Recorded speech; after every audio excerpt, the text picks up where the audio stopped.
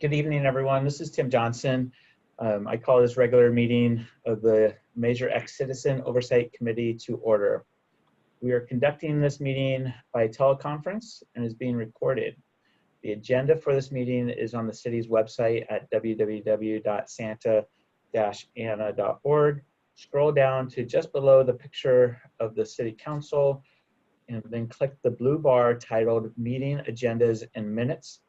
Once you access the agenda for this meeting, there are instructions to listen to the meeting and make a public comment.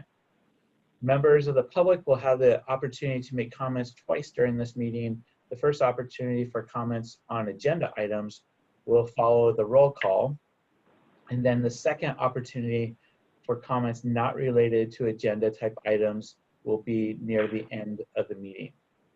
Even though we are not physically meeting together this evening, especially as we are just a couple days away from September 11th and the remembrance of what happened a few years back, please join me standing up and saying the Pledge of Allegiance wherever you are. All right, ready, begin.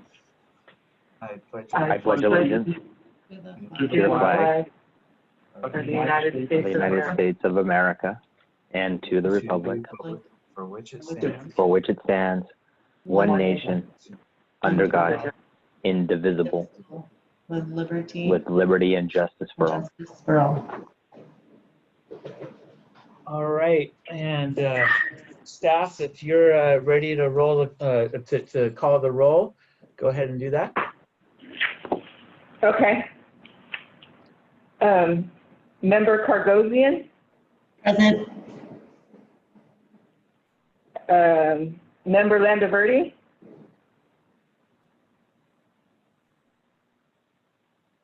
Member Landaverde. Present. Can you guys hear me? Now I can. That was the first one I heard. Okay, let me know just because I think my internet's a little wonky. So please let me know if you guys cannot hear me so I can figure it out, but present. Okay. Thank you. Member Leo? I do not show him here. Member Lugo? Present. Member Pereira? Present. Member Vice Chair Johnson? Yep, I'm here. Okay. We have a quorum. All right, excellent. And so this is the time that the public can make comments on agenda items. If there's anyone that is on the line that would wish to make a comment on an agenda item, please dial *6 on your keypad to request to speak. And then staff, if you go ahead and let us know if we have any members of the public who wish to speak on an agenda item. We do not. All right. And then, so our next item on the agenda is number 1 on the consent calendar, which is approval of the minutes from June 19th. Do any of the members have any edits to the minutes?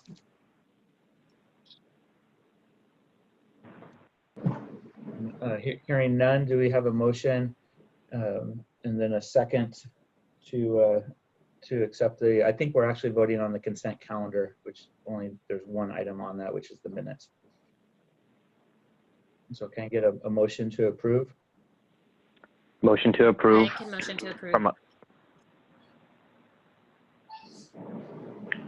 sorry, was that a motion by Lugo? I think that was a first motion to approve by Landaverde, is that right? Correct. Yes, correct. And then can I get a second? Is there a second also? This is Member Lugo, second. All right, since staff, go ahead and call the roll, please. Member Cargosian? Yes. Member Landaverde? Aye. Member Leo is absent? Oh, I'm sorry. Member Leo, did you join us? I was able to join. Okay. Would you like to vote on the minutes? Sure. Aye. Okay. Member Lugo, Aye. Member Pereira, Aye. Member Vice Chair Johnson. Aye. Motion passes. All right, excellent. And our next item on the agenda is number 1 on the business calendar. Introduce new committee member Lori. And Lori, if you could help me out with your last name real quick. Argosian. Cargosian. All right, it's a lot easier than it looks on my end. So welcome to our committee, and yeah, wish we could meet face to face. Lori, this is Catherine Downs, the Executive Director for Finance of the city. Would you like to take a moment to introduce yourself and tell the other committee members just a little bit about yourself, and then the chair can decide if he wants a reciprocation. Sure. My name is Lori. I've been living in Santa Ana for about coming close to like 10 years now. I work in the public sector for other local cities, and I consider myself like I would say like interested in city finances and functions. So I would say I'm an active member of the committee in that sense. I love Santa Ana. I love living here. So I thought this would be a good way to give back to the city that I live in, because on a daily basis through work, I give back to cities that I work for. So this is kind of something for myself. That's awesome. And Lori, since we just heard about you, but you don't know about us, it might be worthwhile if each of the committee members can maybe give a brief introduction to you also. I know so many times we want to know about the new folks, but you know, it's important for you to know about us also. So I'll go ahead and start. My name is Tim Johnson. I'm a CPA, partner at a CPA firm in Irvine, and I've been living in Santa Ana for over 15 years now, 3 kids, married, and like yourself, I consider myself to be a relatively active participant in the city, and care about the city immensely, and want to see it go in the right direction. And obviously, with my business life, being a CPA, the numbers speak volumes to me. So that's a little bit about myself. If we maybe have the other members go ahead and introduce themselves too, that'd be great. Do you want to just go down alphabetical? Do you want to do Landaverdi, would you like to go next? Yeah, I can go next. If I start breaking up, let me know. So I'm Abigail, but you guys are more than welcome to call me Abby. I do actually prefer that. I am a financial analyst at I work with affordable housing, and I've been living in Santa Ana for 29 years now.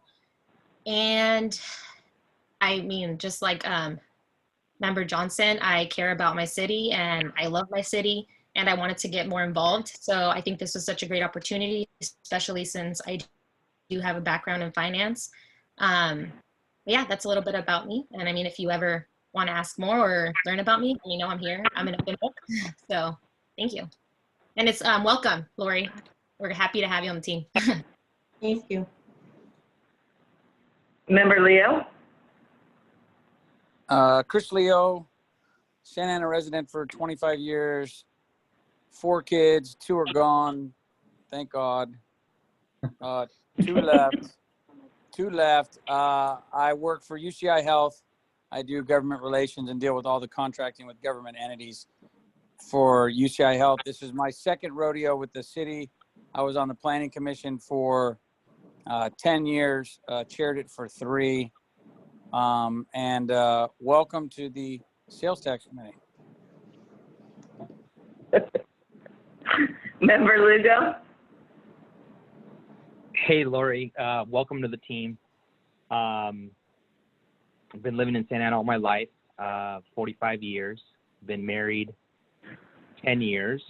I'm a Marine Corps veteran, and like other members and like yourself, which is very happy to hear you say, you know, I love this city. There's so much potential here, and I've seen it go through a lot of ups and downs, but just the culture, the people, the food, you know, that it's something worth fighting for. And I'm very proud of the culture here in the city, and I'm very happy to be part of this team because, like you, I just want to do my part as best as I can. I work for AT&T, and I've been working for AT&T for a little bit under 10 years, and I'm in charge of a lot of the, you know, financials that go in and out in the construction and development of sites throughout California. So it was kind of in my wheelhouse to join this committee. Member Pereira? Hi, Laurie. Welcome. This is Carlos. Little of my background. For a living, I am a consultant for public policy and immigration policy. And like everyone else here and the call, deeply care about Santa Ana, our community. I'm from the west side of Santa Ana, like on the other side of the river that usually folks tend to forget about. So really happy when we're able to have a voice. And looking forward to working with you. Welcome.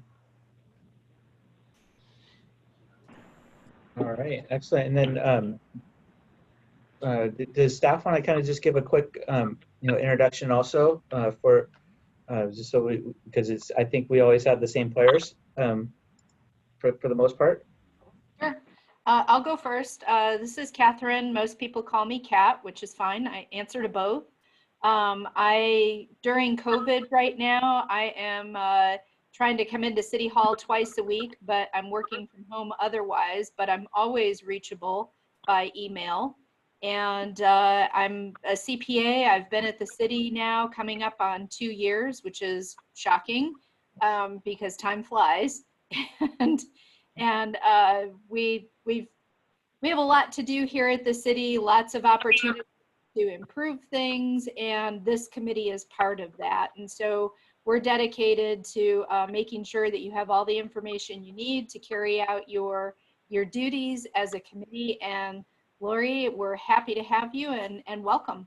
And Sergio, why don't you go next? Good. Thank you, Catherine. Good evening, everyone. My name is Sergio. I'm the Assistant Finance Director. Work here with the city, working under Catherine. I've been with the city for about almost 6 years. I'm also being a CPA as well. And I'm looking forward to continuing to provide information to the committee members and welcome aboard. And looking forward to answering any questions, and we're available. And kind of as Catherine mentioned, I'm in the office about 1 to 2 days a week, but also accessible any questions or concerns. Thank you, Catherine. Kristen, go ahead. Hi, and I'm Kristen. I'm the recording secretary for the committee. I've been with the city for 1.5 years, but I am born and raised Santa Ana, and I love the city too. And that's all. All right, excellent. Well, hopefully that gives our new member a little taste of who we are, and us of her also. So time well spent. Moving along on our business calendar, item number 2 is the election of a new chairperson. And so, as everyone knows, we have a vacancy in that position, and it's up to this group to self-elect a chairperson that leads the meetings and such. And so, if I believe that how this would work is that anyone can make a motion to nominate a member to that chairperson position, and then there has to be a second, and then if we want to have if there's any discussion, and then a vote. So if anyone has any nominations, or be happy to entertain those at this moment. Hi, Tim. This is Carlos. I'll make a motion to nominate you to the chair position if you accept. If there's any second to that motion. So I would Yeah, be I'll willing to do second. that. Yeah, go Okay, ahead. so we have a nomination for myself by Member Perea, and then a second by Landaverde. Correct. And so this would be the time that we would having a discussion about that, and I would be willing to serve that with the understanding that obviously with elections coming up, things could be changing, but I'm here to serve as long as I'm on the committee. All right, hearing no discussion, staff, if you could call the vote, call the roll. Member Cargosian? Aye. I'm sorry, Member Cargosian? Aye. Okay. Member Landaverde? Aye. Member Leo? Aye. Member Lugo?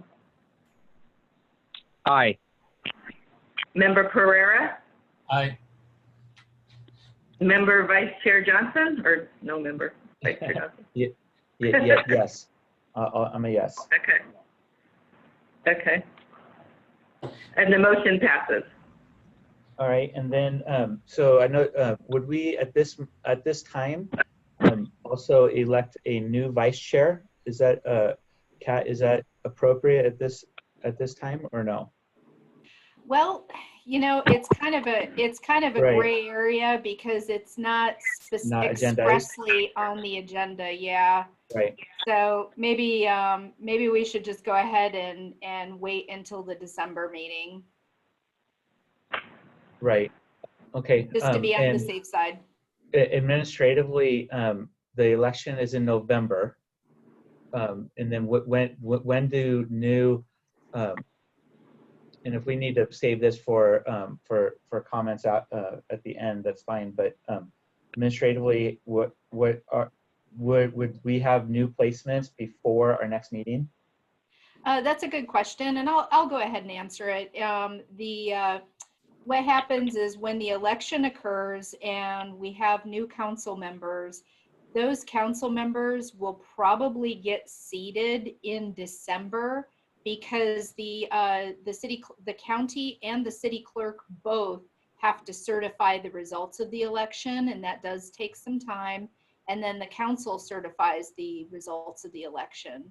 And so typically the results are certified by council, and then the seats change over immediately. But that typically happens in December. Then once the new council members are seated, they can either keep the member that has previously been appointed for their ward, or in the mayor's case, it's a citywide appointment, if you will. And if they choose to appoint somebody else, they'll let the city clerk know. She does send out reminders from time to time, because you all may be aware that one of our council members has not made an appointment. He's been on the council for a while. So it is very possible that the members that are currently on the committee right now may continue to serve for some time, because we may not get new appointments right away.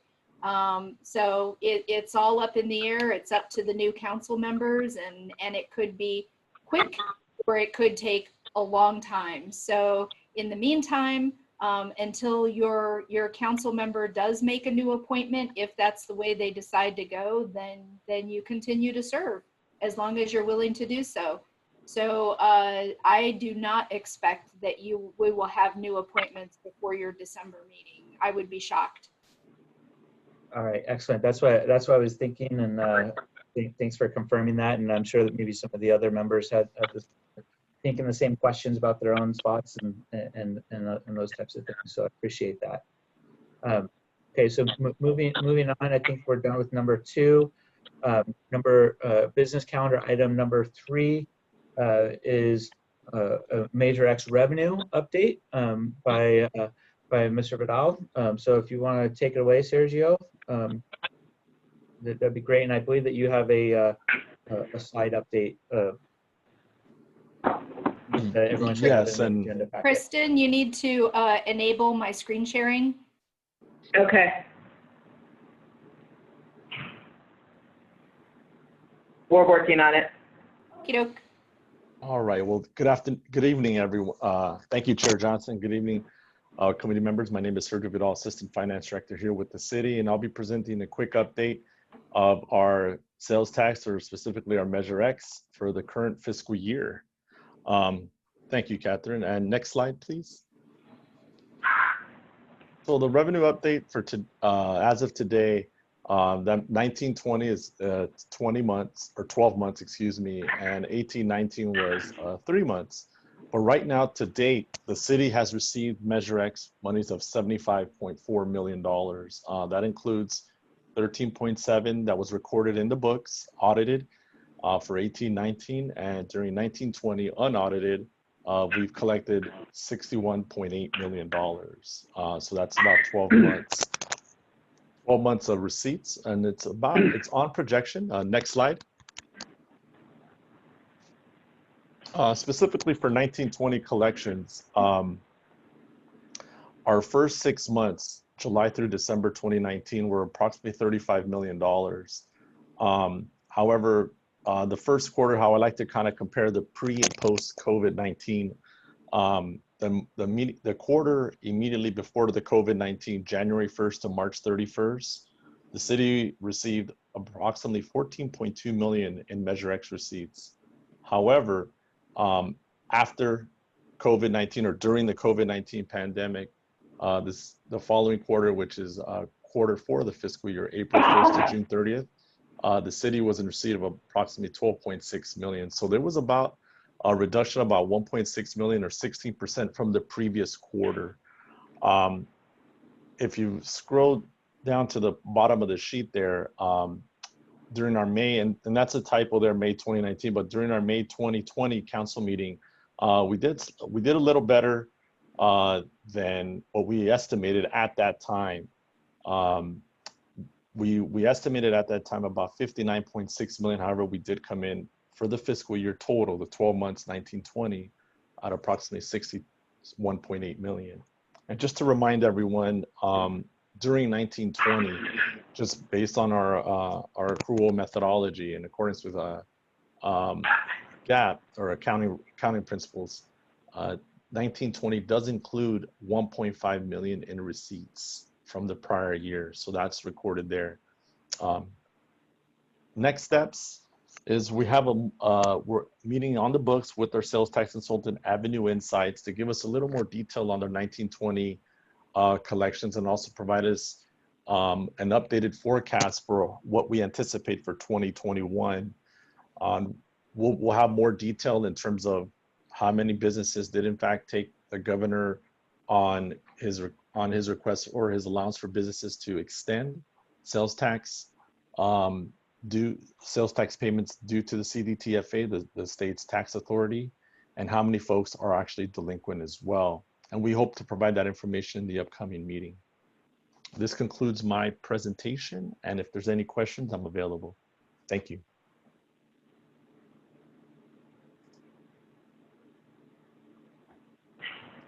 All right, excellent. I appreciate that. Let's go ahead and go around, and if there's any questions, let's members go ahead and ask them. Let's maybe start, or actually, you know, just go ahead and whoever wants to speak, go ahead.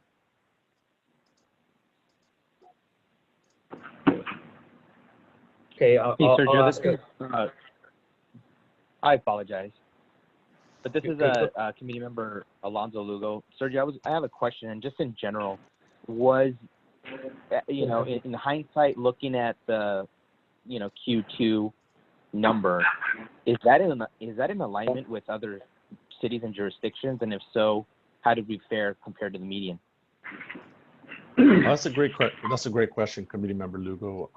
Right now, I think that'll be one of the questions we'll have for our consultant, is in terms of kind of the city falls into that big 10, big 11 cities, population greater than 350,000. But we'll definitely ask that question, report back to the committee members how the city of Santa Ana falls in line with the Anaheims, the Riversides, and the Long Beaches of the world, and also maybe a comparison between the city of Huntington Beach and city of Irvine, just to give us a little regional comparison or county comparison. But overall, you know, a $1.6 million decrease from the previous quarter, you know, it could have been worse, but you know, it's really hard to determine at this time with this data. A lot of folks a lot of businesses took advantage of the governor's request to file or delay their filing or spread out their payments. So we definitely will look to have some more further detail from our consultant in our committee later this month. Oh, you bring up a good point. Is that still in effect, the delay of filing? From our understanding, it is. The CDTFA has allowed businesses about a year, so July 2021, for folks to delay their filings for Q2 of the calendar year. So that's the April through June period. However, we don't have exact detail at this time as to the amount of businesses and their tax liability that is still owed to the city. If I may Thank jump on that, this is Catherine. Our consultant doesn't even get the data until later on this month, and then once they get the data, then they analyze it and then share their findings with us. So that does take some time, and that includes comparisons to other jurisdictions. That includes how each sector did, et cetera, et cetera. The one interesting thing that we do know right away, just simply because of our other sales tax resource. So Lori, this may be new to you, but I know our other committee members are very familiar with the concept that before Measure X was passed, we were already getting sales tax. We were already getting a 1% portion of it. And that's referred to as the Bradley-Burns allocation via state law. Every city receives that for sales in their jurisdiction.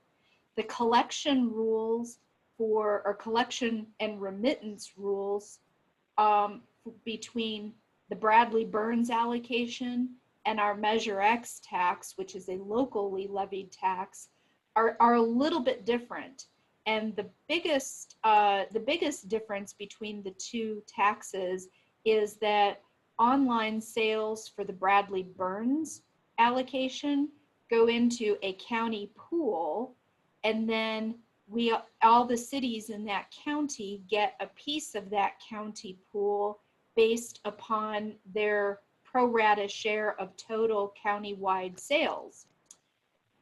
For Measure X, online sales, we get to directly capture that. It doesn't make a stop in the pool for a pro rata allocation. So it comes directly to us, not directly through the state, but you know what I mean? Meaning that we capture all of that sales tax for the online collection, our full 1.5%. We don't have to worry about sharing it with other cities in the county. So that's the biggest difference between the two taxes. And so our Bradley-Burns tax decreased quite a bit more than our Measure X tax. And so what that tells us, without having any data, is that the online sales increased. And so we greatly benefited from that for our Measure X sales tax. And so we definitely know that is that those online sales, that was a gift to Santa Ana, in that we didn't, our Measure X didn't decrease as much as it could have, or as much as our Bradley-Burns allocation decreased. So that at least I can tell you that bit, and I'll shut up now.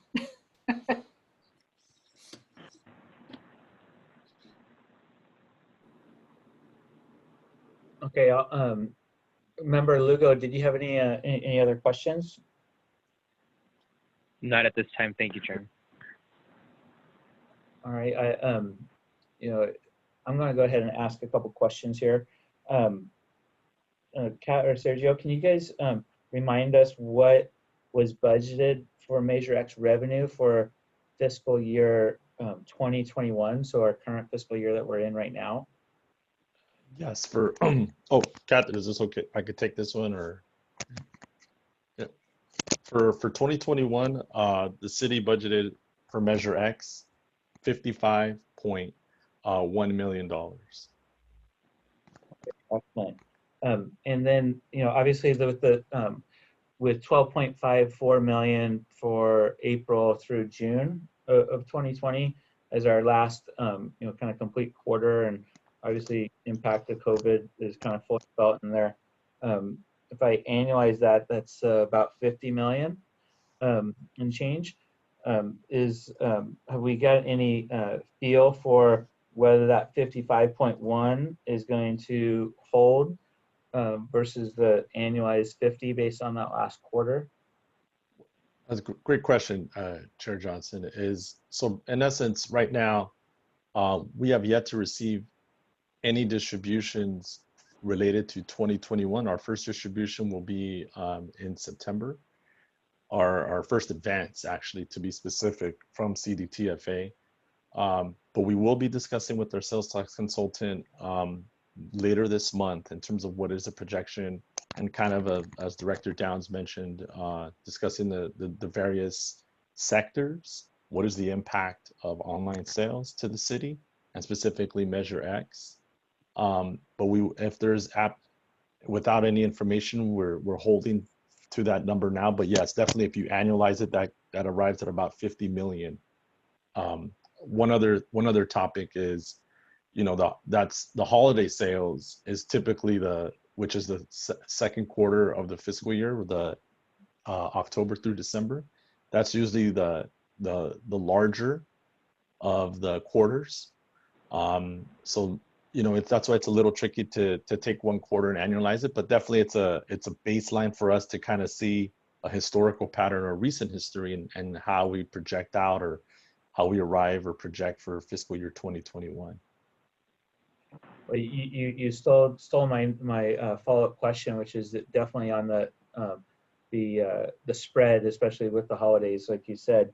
It might be helpful for our December meeting, especially if there's not any type of update given to council prior to December, but maybe even if there is, it would be good to have it in this forum also, to kind of have a summary of that, compare it to the $55 million budget, and kind of project based on history what that the holiday quarter kind of does, and so we can kind of have an update on whether that our budget is holding strong on that 55, or or kind of a mid-year veer needs to take place, which obviously you guys live this every day, so it's not going to be news to you. It'll be news to us. So we'll do, Chair, and by our December meeting, we'll have 3 months of collection: September, October, and November.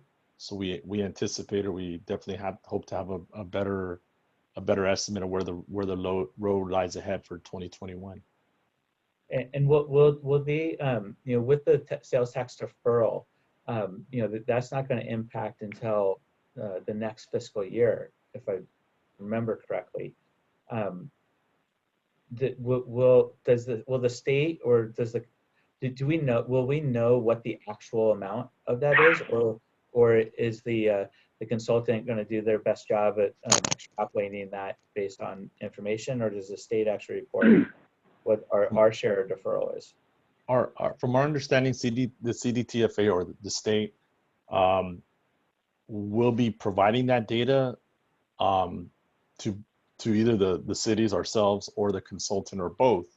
But from right now, we've heard that we will be provided that data in terms of what is the tax liability coming in for the prior fiscal year, kind of similar to what we experienced during fiscal year 18-19, where the city received 1.6 million of revenues related to the prior year in the current year, 19-20. And obviously there was no loan deferral at the time. It was just, people file late, or just don't file at all. Maybe there's very many factors, but really it's a lot of people requesting an extension or filing late. And then you add in the other variable of loan deferral. So we will we will in 2021 and more than likely going forward every year, there's always a slight variance that we are receiving prior year monies in the current fiscal year. Right. I mean, I would expect that the deferral will be, outside kind of the normal timing. And would we, I know that you guys are on a kind of a modified accrual type, you have some cutoffs. Would you accrue that into the, if it's received in July, August, would you accrue that into the fiscal 2021 year, or would you take it into revenue in the year that you actually receive it?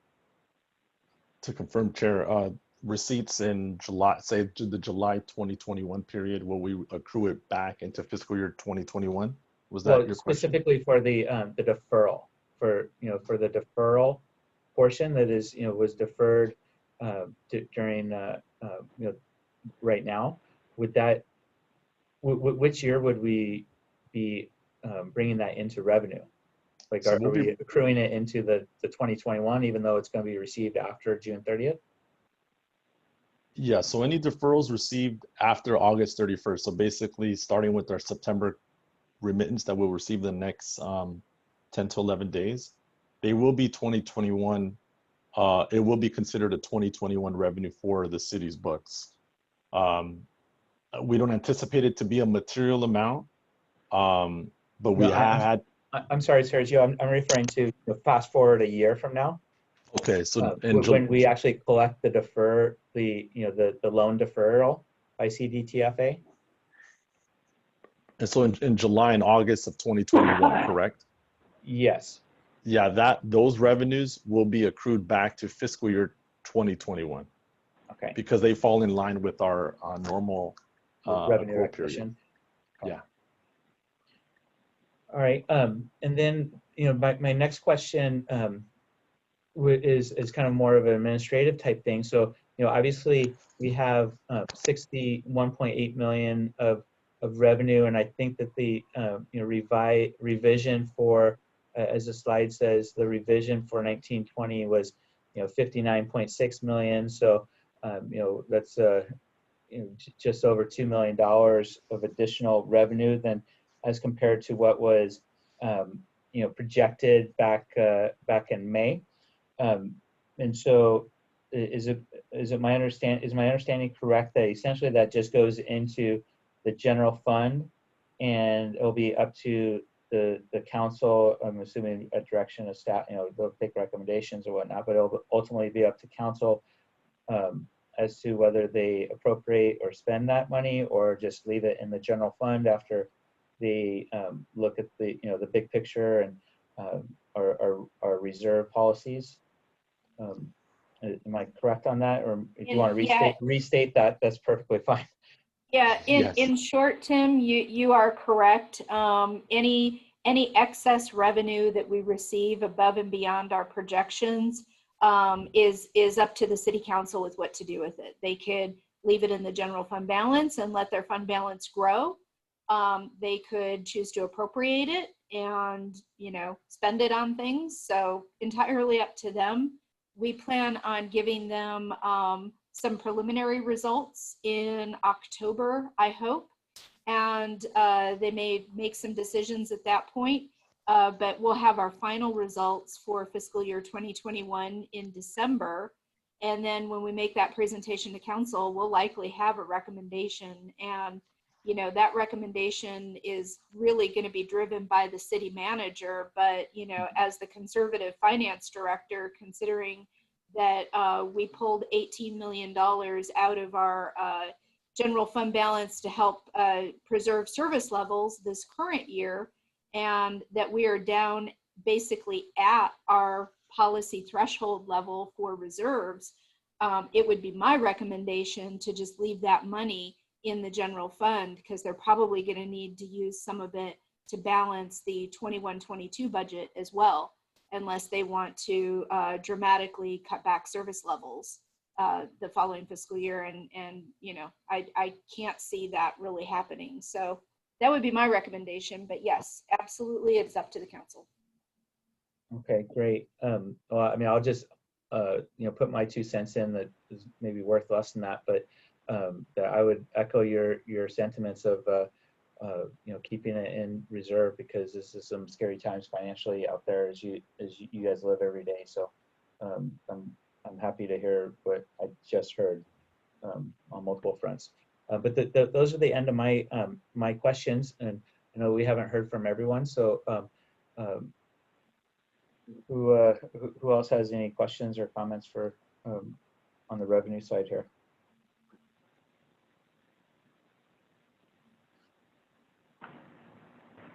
Okay, if anyone's talking, we can't hear you. So, but, okay. No, you guys are fine. Sorry. I just have a quick question, and I don't know if you guys kind of already answered that with Member Johnson's questions, but do you guys anticipate like the numbers to be relatively close to what they came in at for Q1 and Q2 for the remaining quarters of the year, or just because with everything that COVID and how you guys said the holidays are coming, but I mean, I know not everyone is like stable to be able to go around and shop around. So do you guys anticipate still the numbers to be close to what they came in, or do you guys have an idea? I know you guys are having your meeting, but I just wanted to know. Yeah, Yes, we really can't. Unfortunately, right now we're living in unprecedented times, and so it's really, really difficult for us to look forward to the future and say, I think that's going to happen. The only thing that I think is going to happen is a slow recovery from the current recession that we're in. But there you go. That's not even worth 2 cents. Yeah.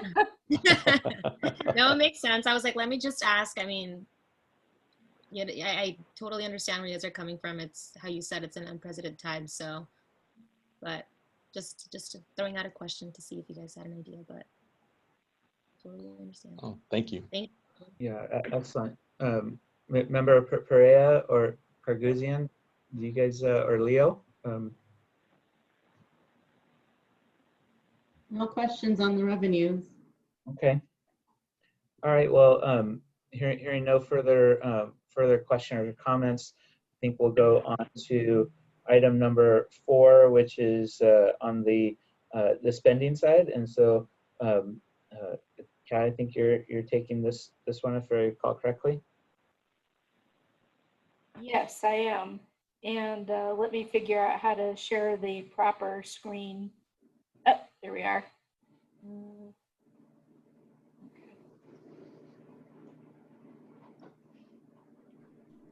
Okay. Can you guys see my screen? Yes, we can. Yes.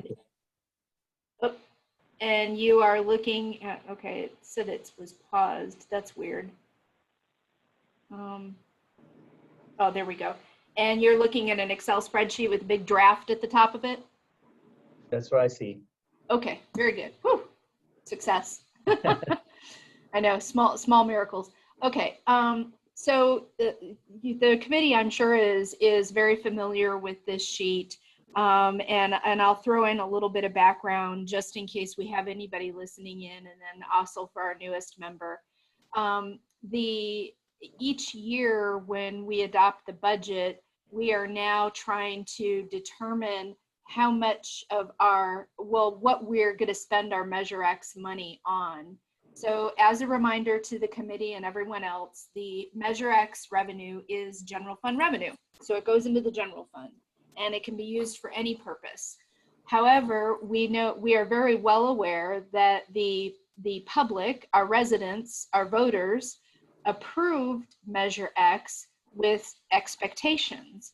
And so what we have done is we have taken the ballot language and categorized some of the different things that we're allocating Measure X revenue to based on those descriptions in the ballot language. So maintain effective 911 response, retaining firefighters, retaining police officers, and you can read that right down the left there in column B. And so we went ahead and prepared that for 1920, a spending plan. And so we had some recurring items and we had some one-time items. And when you combined them, our planned spending totaled up to $62.5 million. Of course, we thought that we were going to get 60 million of revenue, and so we put in planned spending for more than that, being very optimistic, and we did get more than 60 million, so that was good. So what we have done, and you see I've got the big draft on there for a reason, and this is why I haven't distributed this yet, is because this is a work in progress. We're not done with this yet because we haven't closed our books yet. And so these numbers haven't been completely verified. We feel pretty good about most of the numbers here in this column G, the estimated estimate for 1920 of what we actually spent. But we still have some verification to go through before we're real solid and we're ready to release that to the committee. And so preliminarily, we have estimates that total up to the total amount of revenue that we received, the 61,796. So in some categories, we spent a little bit more than what we estimated, and in some categories, we spent less. And so I have some comments here, and I'm not going to go through each one because the whole point of this is just to let you know where we're at in this process and that we do not have a final work product for you yet because our books are not closed. But I want you to see that we are working on it and the kinds of things that you can expect. So, for example, let's look at this line item right here. We had allocated some Measure X to beef up staffing for park maintenance. So inspectors, a supervisor to those inspectors, some maintenance workers, and a landscape planner. And so we only spent, a little less than half of, or I don't know, yeah, right around half of what we were allocated for that line item. And so I have some notes in there. We were able to hire 5 inspectors in March, not all 6. And so then COVID hit. And so now one of those 6 inspectors is subject to the hiring freeze. So if you can read my cryptic comments there, that's what you'll see. 5 inspectors hired in March, plus 1 is now subject to the hiring freeze. The supervisor we hired in April. And then for the maintenance workers, we hired 1 worker in July and 3 workers in February. And then that planner we hired back in September of 2019. Now, of course, these are all months within our fiscal year. And so because of that, a lot of these people came on partway through the year, and one of them is subject to the hiring freeze. And so there you can see there's a very good reason why we did not spend the entire allocation. So that's just an example of the kind of thing that you will see. In some instances, we spent more than what we had allocated. So there was 2 million allocated to police department overtime to maintain our effective 911 response times. And we actually spent an additional 2.9 million, almost 3 million more OT than we did in the previous year, trying to reduce those response times. So this is just a teaser or a taste of what's to come to let you know that we're working on it and what you can expect. And then I will scroll down here to the bottom and explain this line item. So when we developed this spending plan, we expected that some small amount would contribute to the increasing the general fund balance, that maybe we might have a little bit left over that would go into that general fund balance. What we are finding is that a lot was left over. There was a lot of money that was allocated and not spent. So for example, here on line 32, crossing guard contract increase. Well, there was an increase to the crossing guard contract, but then COVID struck and we stopped using crossing guard services for the last few months of the school year. So our actual spend for 1920 was less than the amount that we spent in fiscal year 18-19. And so what that means is that we did not have increased spending. We actually had decreased spending. So therefore, we didn't use any of that 306,000 allocation to the increased spending because it didn't materialize. So we're learning a lot by going through this. Ultimately, our auditors are going to be looking at this very carefully and testing as much as they can. But with those items where we got that permanent savings, and I'll call it permanent savings because it's not deferred, the school was not in session for a few months, so we didn't use the crossing guards for a few months. That's permanent savings, meaning we won't be spending those exact dollars later. So we have quite a few instances of that throughout this schedule. And so right now, we think that perhaps Measure X contributed 9.6 million to the general fund balance. And that is entirely feasible based on what we're seeing pre-close of our books. Some of our revenue sources came in better than expected, like the Measure X. Some came in worse than expected, like our Bradley Burns. And so we're kind of all over the place. We're still analyzing it and again, still checking our numbers and closing the books. And then of course we had expenditure savings too, like what is reflected in this schedule here. And so we think that it's very feasible that the Measure X revenue ended up contributing a good chunk of change to the general fund balance, but we'll know more when we're able to wrap up these numbers. So with that, since I've kind of given you an idea of what it is that you're looking at, I'm happy to entertain questions and we'll go from there. Excellent. Thank you, Director Downs. Does anyone have any questions? I do, but someone else wants to go first. I'm more than happy to defer that. Yeah. Hi, Catherine. This is Carlos. Not a question, but more of a recommendation. If it hasn't been planned to, would like to see if this when the report is wrapped up, if there can be a visual pie chart or something that can be made available easily on the website on the breakdown on maintaining effective 9/11 laws, retaining positive, the different categories, just so the public can see clearly where the money there was a line for. Yes, absolutely, we can do that.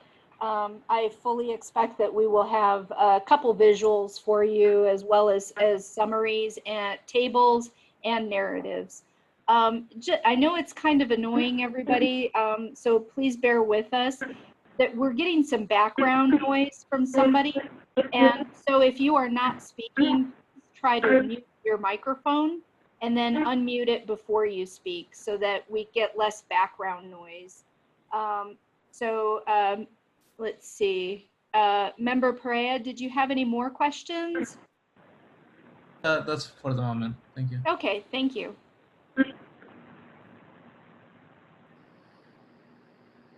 This is Commissioner Leo. Catherine, when we had each department come present to us, some of them presented baselines, some couldn't present baselines. As we go over the course of this year, is there a way to present? Let's just take the police, for instance.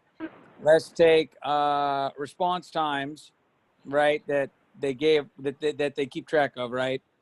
Then I notice here you've got things that deal with 911.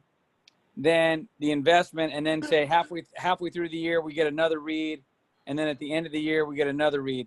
Same thing goes with parks, right? When the parks folks came and presented us, they said, well, maintenance of the bathrooms and lighting, then you can attach whatever you've spent in that category, and then we can see if there's been an improvement, which pretty much dovetails into what Commissioner Perea said, which was, how do we keep track of it so that we're improving year over year as the departments come forward with whatever their needs are, and we look at the baseline, the investment made, the outcome, and kind of go in that pattern. Is that doable? I don't want to create a lot more work, but if it's doable, that would be helpful. I think there's certainly some amount of information that we could provide like that.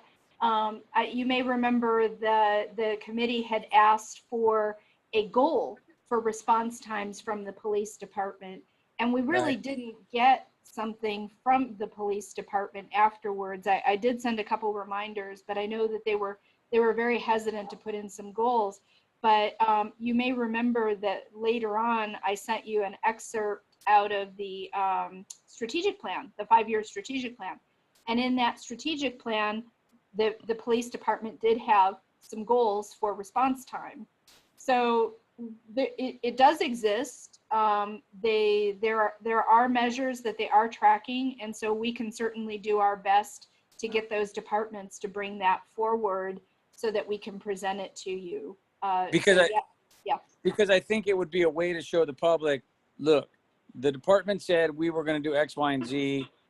The city council has made investment in X and Y, and we've either moved the thermometer or we haven't. And that's kind of, I think, it's helpful, and it goes back to what the other commissioner mentioned about let's try to make it more presentable so the public can understand what's happening with the money that's being, that the city's spending, if that's helpful. Okay, thank you. Thank you.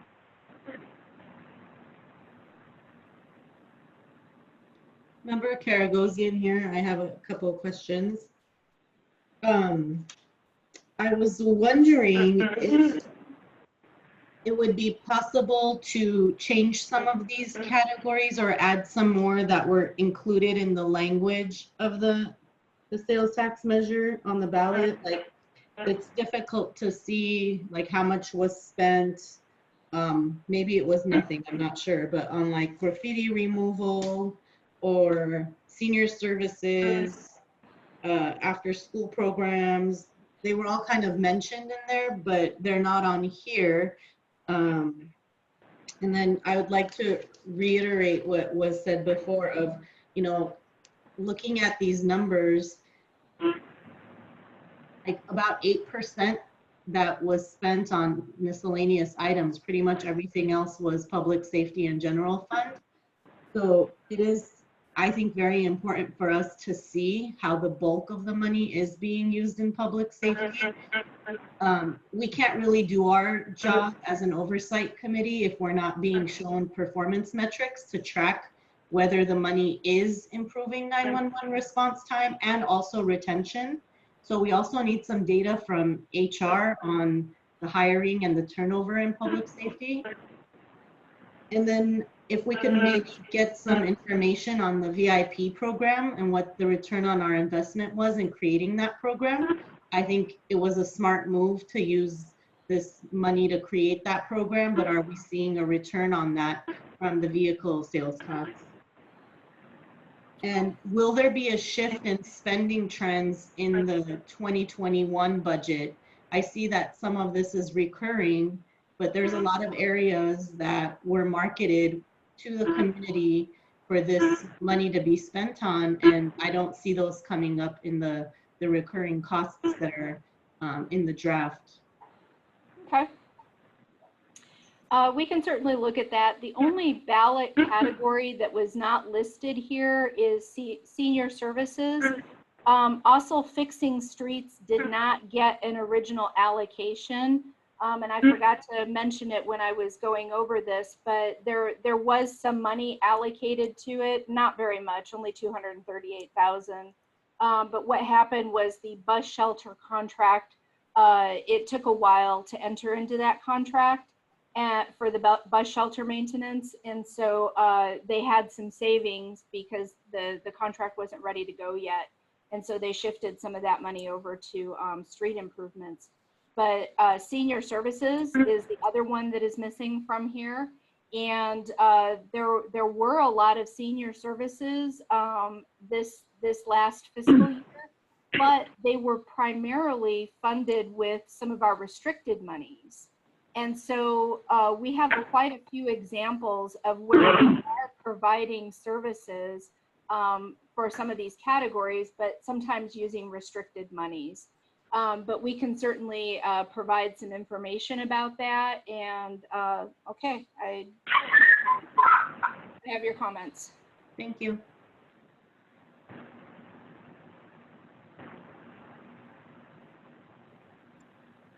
All right. Well, I'm gonna chime in with a few here also. This is Member Johnson. So I appreciate this schedule, as I think as we're seeing it more and more, for those of us that have been seeing it, it starts to make more and more sense and whatnot.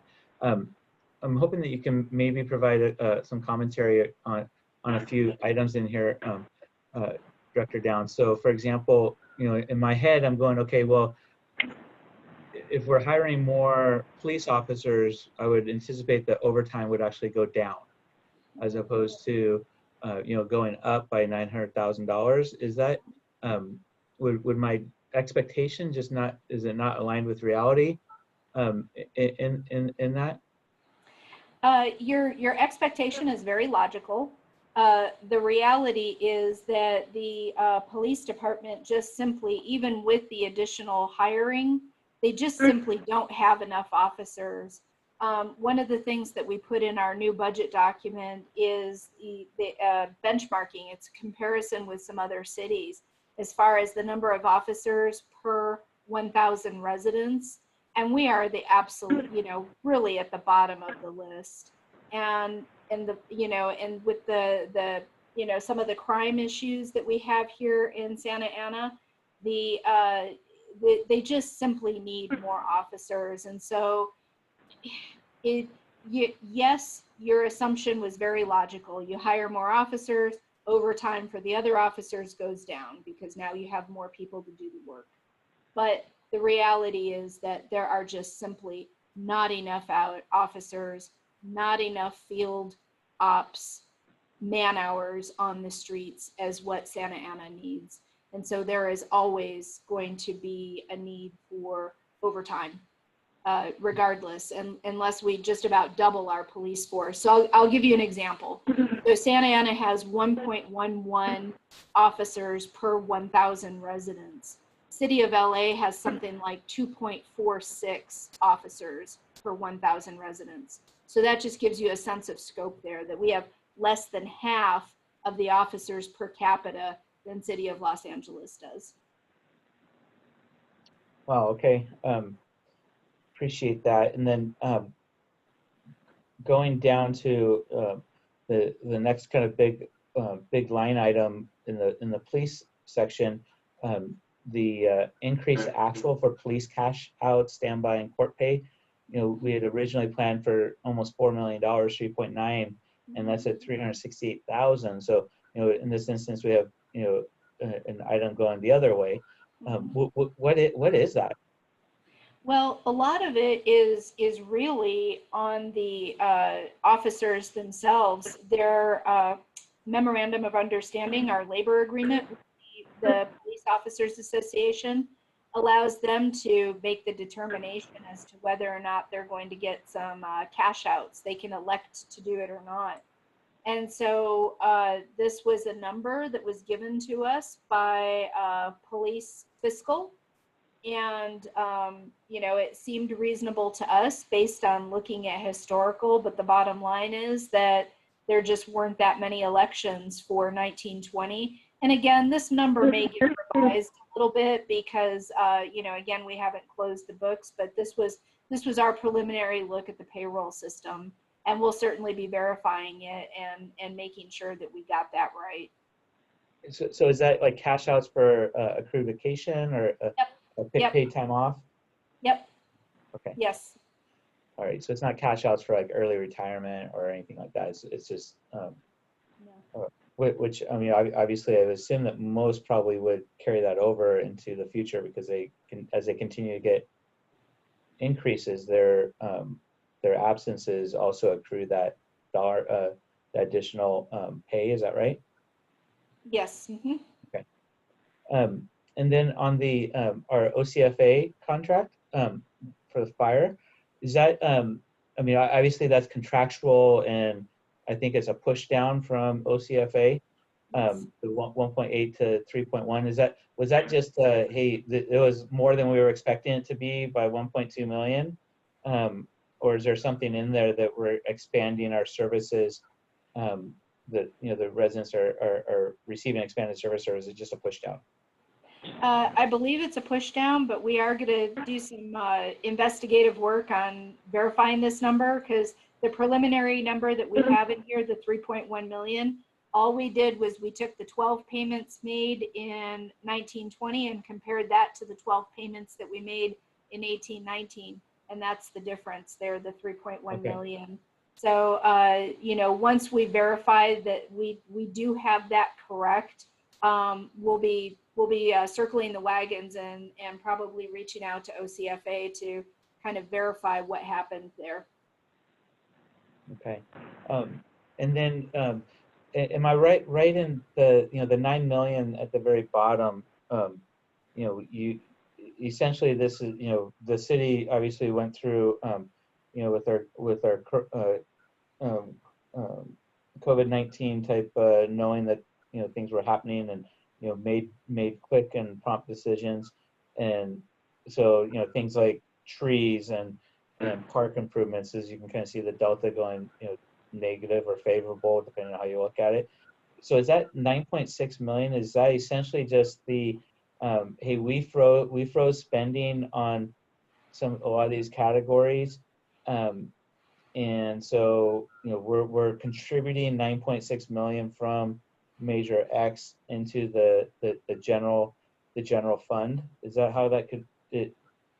Yeah, this would be, if we've got this number right, and again, this is a draft work product, but if we had it right, this number would basically represent the increase of the general fund balance. So our beginning general fund balance for 1920 was 67 million. And we provided an estimate to the council that we would end up at 70 million at June 30th, 2020, once we get the books closed.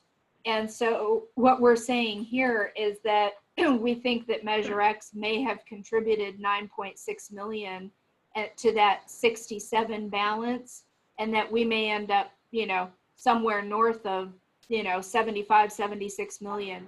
We don't know for sure, but you know, that's the general direction that it's looking. These numbers, they may not be exact, but in general, we know that there is a sizable contribution to the general fund balance from Measure X. Okay, and obviously you know, we all focus on the, you know, the categories, you know, kind of at the top, you know, the you know, parks and firefighters and police and homelessness and those types of things. But as we know, you know, Measure X can be utilized for any general fund purpose. I'm assuming that you've looked at to make sure that increasing a reserve would be considered in that allowed ballot language. Would that be a correct assumption? Yes, absolutely. Okay. You know, I just think, you know, overall, and I think I expressed this at the prior meetings too, that, you know, it does feel like, you know, a lot of the, you know, items that people were hoping to be used by Measure X, like, you know, trees and parks and some of those types of, you know, items that, you know, originally didn't get a whole lot of funding, but were important. But those are also some of the things that kind of took a hit here. So, you know, I think it's unfortunate, and obviously, you know, this is unprecedented economic times here, and we're not done with this, in my opinion, either.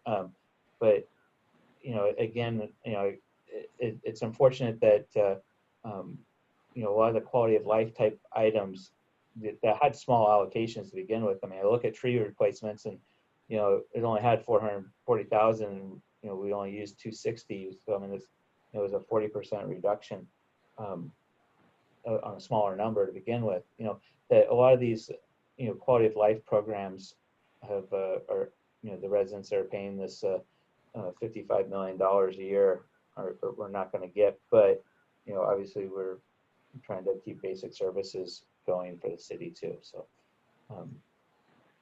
which again, you know, I go back to when some of the departments were here, and the focus on hiring, you know, is the departments that were prompt and fast on, you know, utilizing city resources to hire are the ones that seem to have utilized their funds, whereas maybe some of the ones that were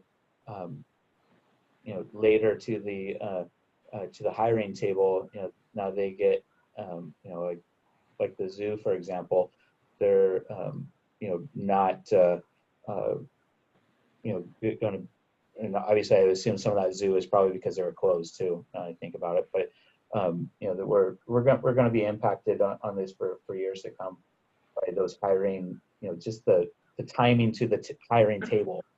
But I know I'm rambling, so I'm going to let others ask questions also. Anyone else have any questions for Director Downs? If anyone's talking, you got to unmute yourself. Otherwise, we will be moving on here. I have just one. Oh, go ahead. Go ahead. No, just wanted to let you guys know I'm good with questions. I don't have any. Okay, perfect. This is committee member Perea. More than a question, more of a sentiment, if that's okay with the committee members, around this alignment. Director Downs, I received your memo from Director Rudloff on the youth services, so thank you so much for sending that over. And I read through that, and I'm looking right now at the allocation of funds for youth services. And one thing that comes to mind is a lot of these services are really focused on after-school programs, youth programs, library, and parks.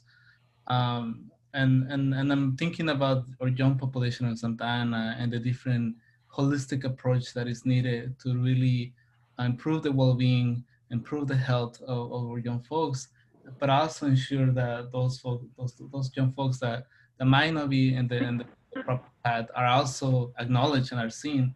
So I'm wondering, more like a sentiment, really hope that Director Rudolph or council or somehow this is communicated, that a holistic investment on youth well-being, and that includes reducing recidivism, that includes increasing re-entry programs to really get to those young folks that will not necessarily come to school after programs or will come to the library, but we're really serious about decreasing crime and getting to the root causes of a lot of these conditions that we're seeing in the city.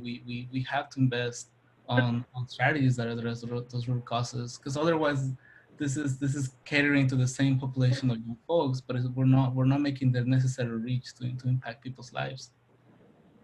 Gotcha. Thank you. And I will note for the committee too that the city council, took an action to dedicate 1/3 of their cannabis tax revenue for youth spending. And so there is a great deal of money that is going towards that. We're talking in the neighborhood of about, close to $4 million a year that is directly allocated to youth from the cannabis tax. And one of the things that the city council did this past year was they made the decision to have the youth commission weigh in on various ideas for that spending of that money for programming it. And so, being that we have these very democratic processes that involve a lot of buy-in, a lot of public meetings, consensus, that all takes time. And the Youth Commission took some time with it during this past fiscal year, but ultimately came up with a set of recommendations. And so the Recreation Director, Lisa Rudloff, she now has a real good plan of action for that cannabis money that, for spending. And to your point, Member Perea, some of it is a very holistic approach as far as trying to reach out further and actually go into the neighborhoods with more programs, kind of going to the youth instead of, just expecting them to show up at a recreation center for a 4 or 5 o'clock program, if you know what I mean. Mm-hmm. So thank you for that comment, and I will definitely pass it on to Lisa, and I will make a note to myself to send you all her plan, because I believe that I know she took a draft of it to the city council, and I think there's something more going to the city council, but anyways, I'll get my hands on something and I'll send it to you so you can get an idea of, you know, the kind of spending on youth right now, because I think that'd be helpful for you to see. Thank you.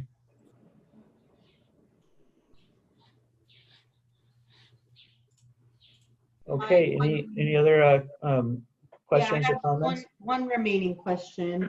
As I was kind of looking at some of these line items, the one that I had a question on was the one for increased budget for labor negotiations.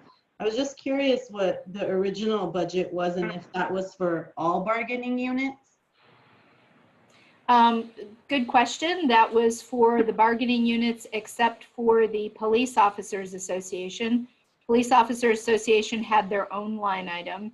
So this was kind of like for everybody else. And it was really just a kind of a thumb in the wind estimate as to what we might need for our negotiations. And so we were able to get it done for less than that. The 2.1 million. Increase to another original amount, correct? I'm sorry, what was that? There, it says increased budget. So what was the original that this is on? This is an increase on another existing amount. No, what that meant was to increase the overall budget for labor negotiations, meaning that, you know, instead of paying our employees the same amount as what they got in the prior year, we're going to put a placeholder in here just in case we negotiated some increases for them. Got it. Thank you. Mm-hmm.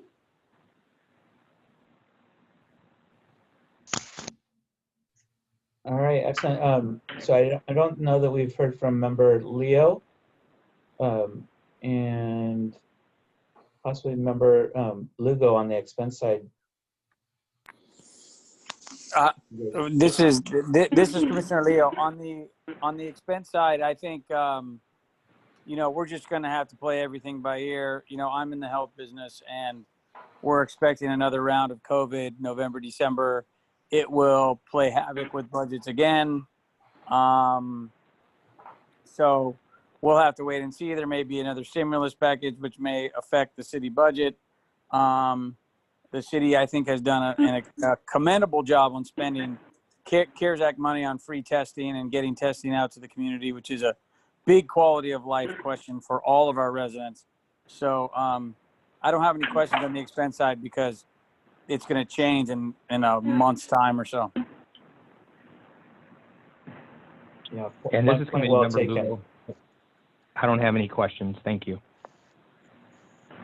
All right. Well, If I could provide some color to Member Leo's comments, I went out. Both Sergio and I have went out, or Kristen too. All three of us have gone out and looked at the caravans that are going around the city right now to do outreach for our residents using CARES money. So we're doing testing. We've got multiple assistance programs that residents can apply for and get assistance to help them pay their rent or pay their utility bills. So there's quite a bit of effort going into that. I'm not providing excuses, but you know, we have even though it feels like we have a lot of staff here at the city, we're a large city, and we do, but we are pretty bare bones staff when it comes to the service levels that we are providing. And so when all of a sudden staff pays a lot of attention to mobilizing this CARES money and getting as much of it out on the street as possible, then that means that other projects and programs fall by the wayside because we just don't have enough staff to cover everything. So, you know, we're kept pretty lean on purpose because the city council wants to provide as many services as possible to the residents on our budget. And so, you know, telling the city council that maybe I need some more accountants, you know, that doesn't make a whole lot of sense to them because they want services out to the public. So I just wanted to throw that out there so that you all could keep that in the back of your minds, is that, you know, I'm glad that you're seeing that we're, you know, making some progress with our CARES money, and I appreciate that. And I know we have some people who have worked very, very hard on that program who would be glad to hear you give, you know, those nice compliments. But, you know, usually because we are spread so thin, that usually means that something else is going to kind of go by the wayside. So that's all I wanted to add to that one.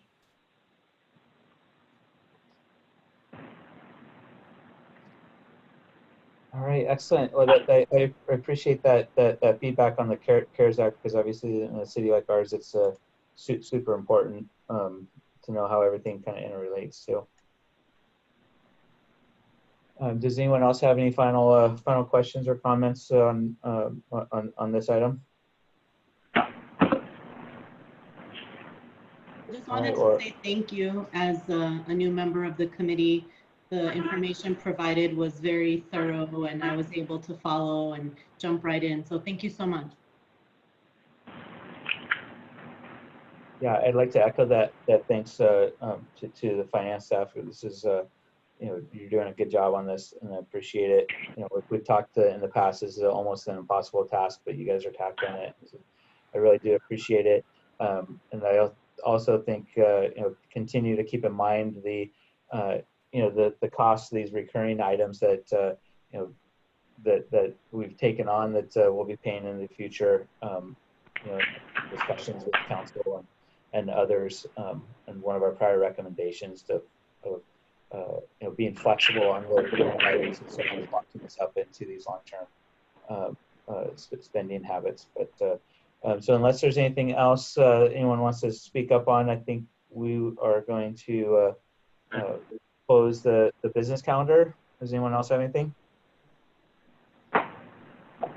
Okay, so I think we are done with our business calendar, and so it's time to take public comments if there are any that are on items that are not on the agenda. And so, Kristen, do we have any callers that would like to make a non-agenda comment? We do. Caller ending in 1412, please dial *6 to unmute yourself. We are ready for you to speak. Hello, this is Keith Carpenter. I think you all remember me. I do have a question for you all. Was there a response from our city council on the presentation by Mr. Leo?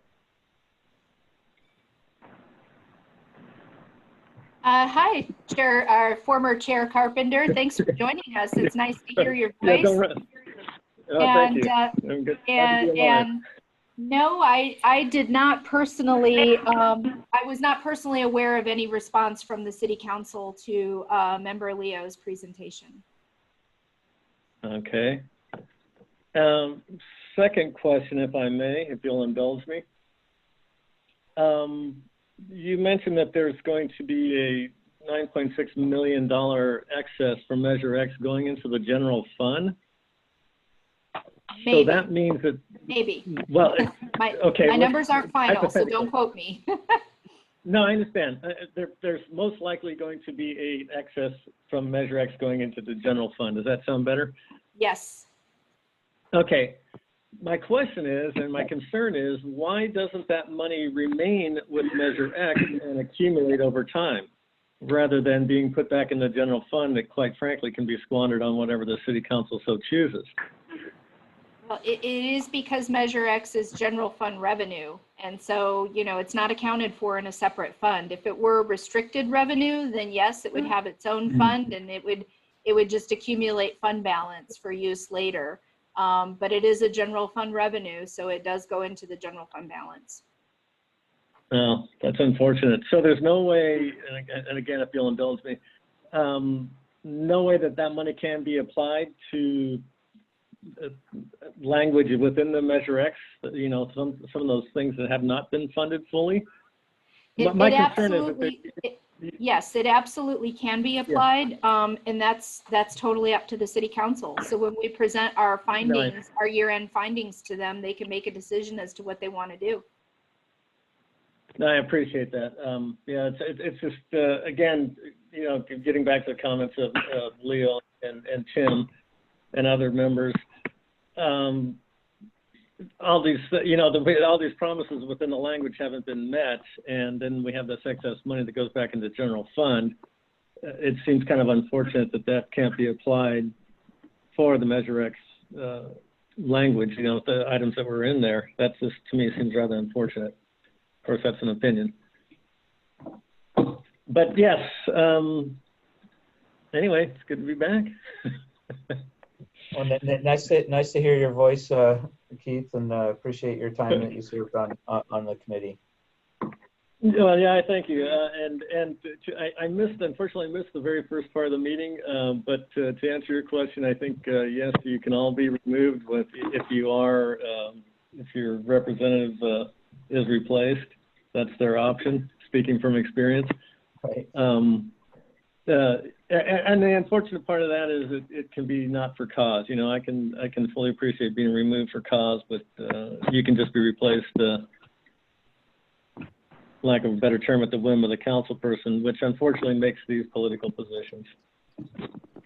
But I think our new member for Ward 4 is doing a great job. I loved her questions and I appreciate that, so thank her. And yeah, that's pretty much does it for me. I appreciate it. Thank you, folks. All right, appreciate it. Are there any further public comments? No, that was it. Thank you. All right, excellent.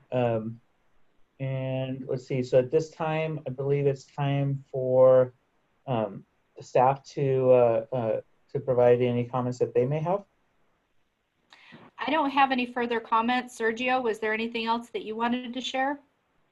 No further comments this evening. Thank you very much. Okay, thank you. None from us. Okay, great. And now for the final part of our meeting, I believe that we have comments from committee members. And so we'll start with Member Perea, followed by Karaguzian.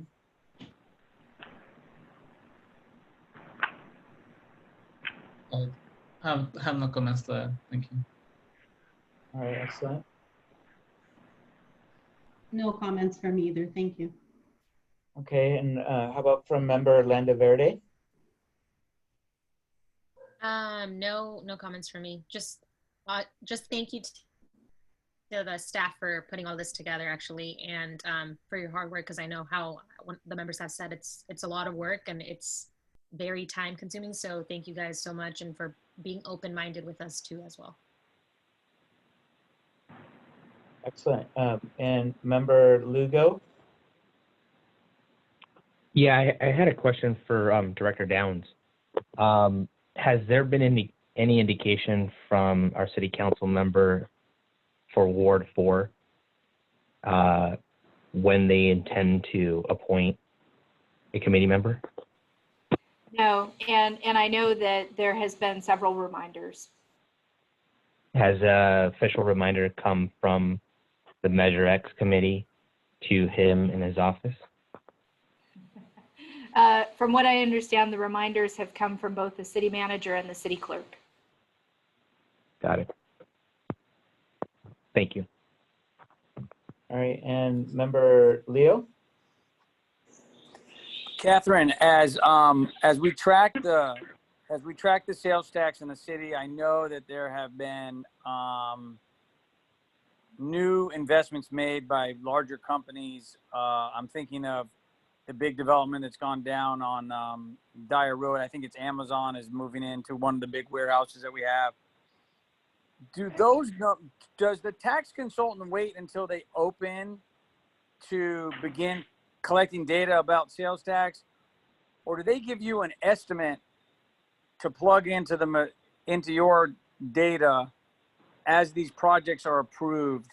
I'm just thinking about the number of not only retail establishments, but I think about distribution centers. I think about all these things that are happening in our city to the good, but I'm just wondering how that gets collected, or do you wait until they open and then you collect it? Are there estimates put in? I don't really know. Just a question on my behalf.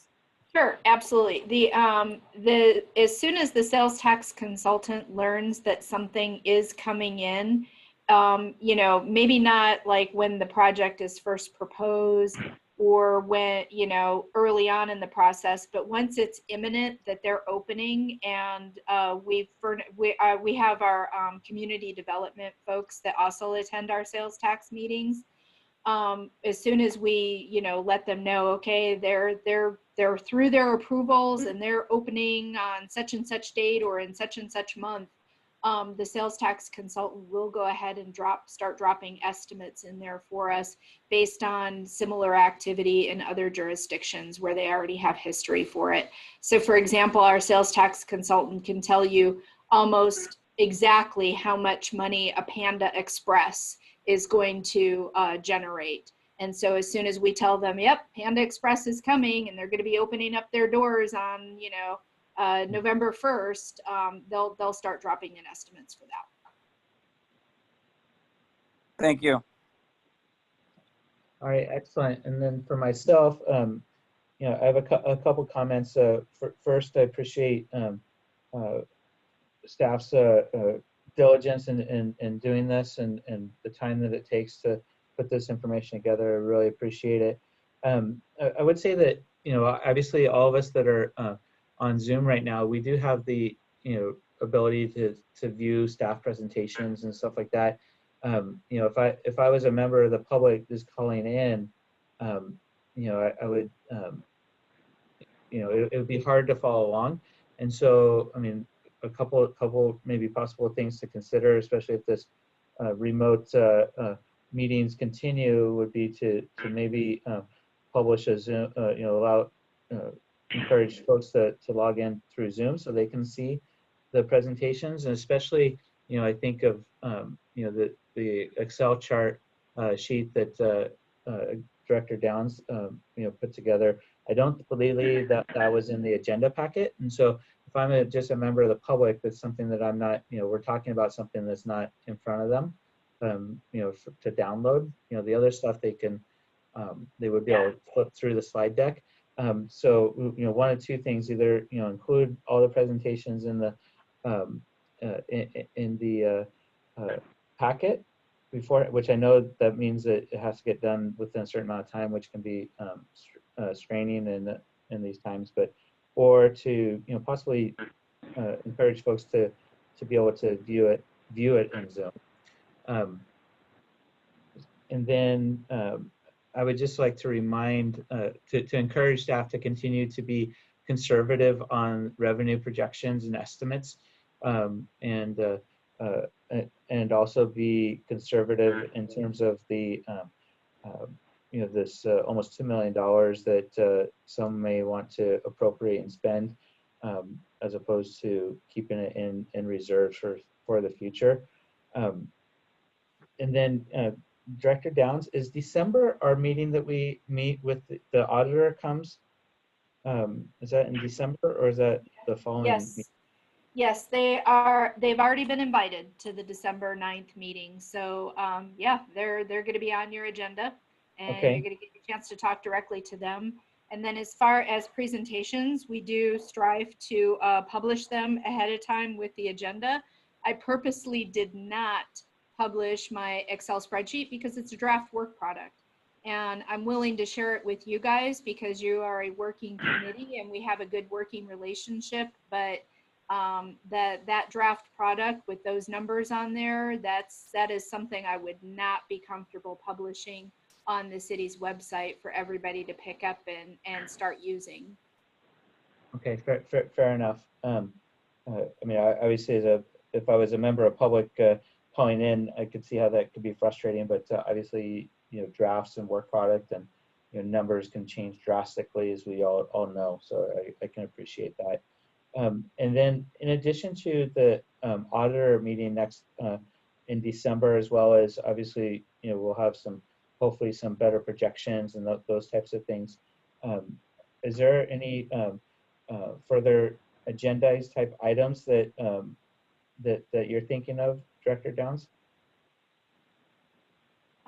Only the ones that are in your establishing resolution, where we call out that various meetings you'll have different presentations. So I can't remember which meeting the sales tax consultant does a presentation at, but that's what we have planned. We'll always provide you these revenue and expenditure updates. And other than that, if the committee wishes us to add something to the agenda that is part of your purview in your oversight role, then we're happy to do that. Okay, Much and like last year when you invited some of the department heads to come in and speak to you about their departments. Okay, excellent. And what, I mean, obviously we can't discuss these things individually, beyond what's allowed by the Brown Act. And so if a member wants to agendize something, would the appropriate channel be to email staff and you guys make that decision? As opposed, obviously with this only meeting quarterly, we only have so many bites at the apple. So if an individual member wants to agendize something, would that be the appropriate means, or do we need to bring it up in a meeting like today to be able to get the feel of all the members, so that you would get direction? And so specifically, I think back and say, okay, well, do we do another round of the police officers coming and talking about what they're doing and those types of things? Sure. Yeah, you can, it would totally be appropriate for a member to go ahead and email staff and make a request for, a meeting agenda item. We'll try to accommodate as much as possible. If for some reason that request didn't make a whole lot of sense to us, I'd probably pick up the phone and call the member and just kind of talk it through and see what their goal is and see if there's another way that I can satisfy it, or if they're able to explain it in such a way where I'm like, oh yes, of course, that totally makes sense. Yes, we'll put it on the next agenda. So we'll try to accommodate you as much as possible. You're right, you do only have the 4 meetings a year unless you decide to call another meeting. But so that's not very many bites at the apple. But we're happy to try to accommodate as much as we possibly can. So I don't think there's any reason to wait until a next agenda to agendize an item of considering future agenda items. Yeah, okay. Yeah, excellent. I just want to make sure that we all know what to do if there's something important to us that's in the purview of this committee. So again, I'd like to thank staff and all the my co-committee members this evening. So let's see, to close the meeting, do we need to vote to close the meeting, or is it just a no objection to close it? So I would propose that we close the meeting unless there's any objection. All right. Well, hearing no objections, I think that does us for this